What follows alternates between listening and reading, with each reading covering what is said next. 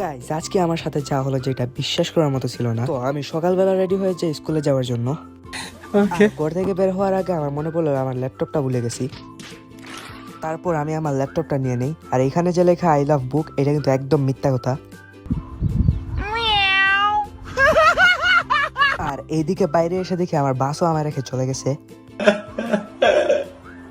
অবশেষে আমি চলে এলাম স্কুলে। আর স্কুলে আসার পর প্রথমে কিছুক্ষণ এখানে ওয়েট করলাম, আর তারপর ব্রেকফাস্ট করার জন্য আমি চলে যাই ক্যাফেটেরিয়া। দেন আমি চলে যাই অডিটোরিয়ামে, আর লাঞ্চ টাইমে আমি আবার চলে আসি ক্যাফেটেরিয়া। তারপর আমি চলে যাই লাইব্রেরিতে, আর লাইব্রেরিতে আমার কিছু কাজ ছিল। আর এই কাজটা শেষ করার পর আমি শুরু করে দিই একটু সময় বুকস পড়া। আর তারপর আমি শুরু করে দিই আসল জিনিস, যেটা ছিল গেমস খেলা। आपने लापरवाही का नतीजा है। আর স্কুল শেষে আমি হেঁটে হেঁটে যাচ্ছিলাম এখন সুইমিং পুলের দিকে। আর সুইমিং পুলে আসার পর আমরা একটি একটি করে সব বুটগুলি টেস্ট করা শুরু করে দিই। আর তারপর বাইরে এসে দেখি আমার বাসটা আমাকে ছেড়ে আবারও চলে গেছে। हमारे यार कैसे कैसे लोग रहते हैं यार यहाँ पर। আর তারপর আমি উবার কল করে চলে যাই। আর আজকের ব্লগ এতটুকুই। নেক্সট ব্লগের জন্য লাইক এন্ড সাবস্ক্রাইব করবেন। Bye! Bye!